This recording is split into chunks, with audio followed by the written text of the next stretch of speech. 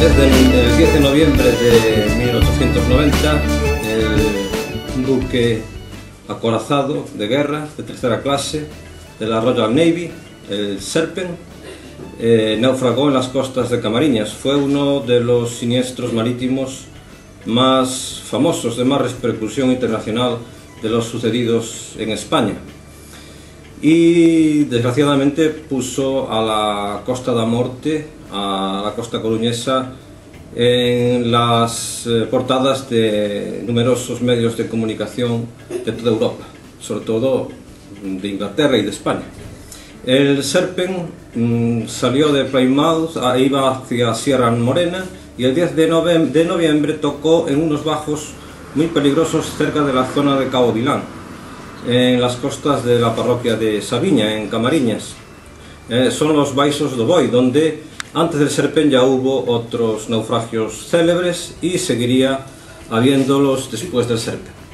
El Serpent era un acorazado de guerra, no un buque escuela como se creía hasta hace una década. Tenía unos 2.700 toneladas de desplazamiento y unos 75 metros de eslora. Hubo varias leyendas sobre este accidente, pero las investigaciones de varios investigadores, sobre todo varios de ellos gallegos, arrojaron bastante luz sobre el siniestro. El Serpent sufrió un gran temporal, un fenómeno muy parecido, muy similar a una ciclogénesis. Era un barco que, por sus condiciones, era muy mal navegante, porque son unos barcos entre dos épocas: la época de las velas, la navegación a vela, y la época de los primeros grandes vapores de guerra. Entonces la Royal Navy no quería desprenderse de las velas cuando empezó a incorporar los motores, los vapores, pero esto significaba que para las maniobras y para la navegación eran barcos muy inestables y que escoraban demasiado. Esa escora fue lo que con el temporal arrojó a tierra demasiado al Serpent, y pasó por unos bajos a una hora en que la marea no estaba demasiado alta. Si pasara el Serpent por esa zona una hora después, no tocarían los bajos, pero la fatalidad produjo que ese varamiento en los bajos de la Punta do Boi.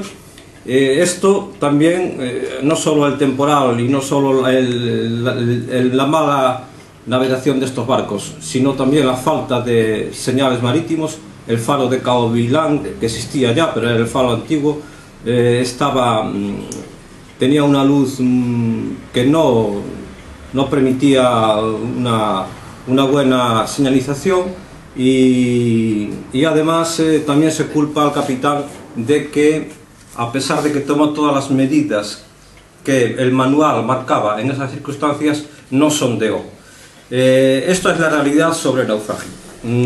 Después hay otras elucubraciones, pero podemos hablar de ellas. ¿Qué pasó tras la catástrofe?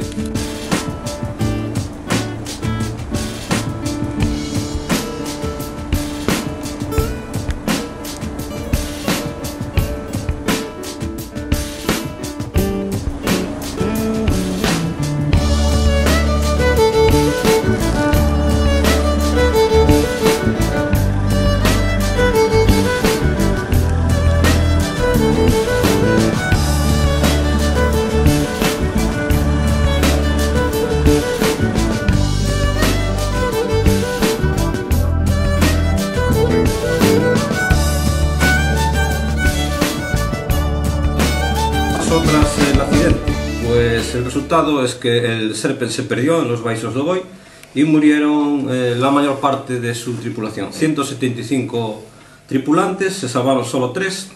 Murió todos los oficiales, los que tenemos aquí en esta pantalla.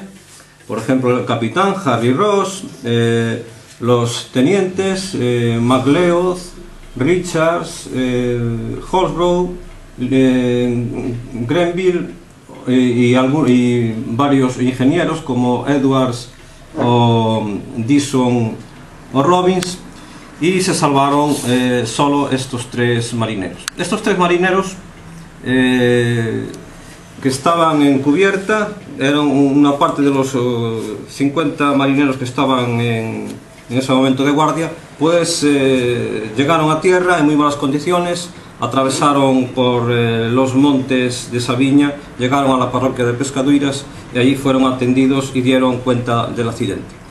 Hay una leyenda negra que habla de que el Serpent traía unas cajas de oro. Esas cajas de oro estuvieron buscándose durante 50 años, pero de eso no había nada. Eso alimentó ciertas teorías sobre que el naufragio fueron provocados, pero es una teoría, una elucubración que no tiene ningún fundamento.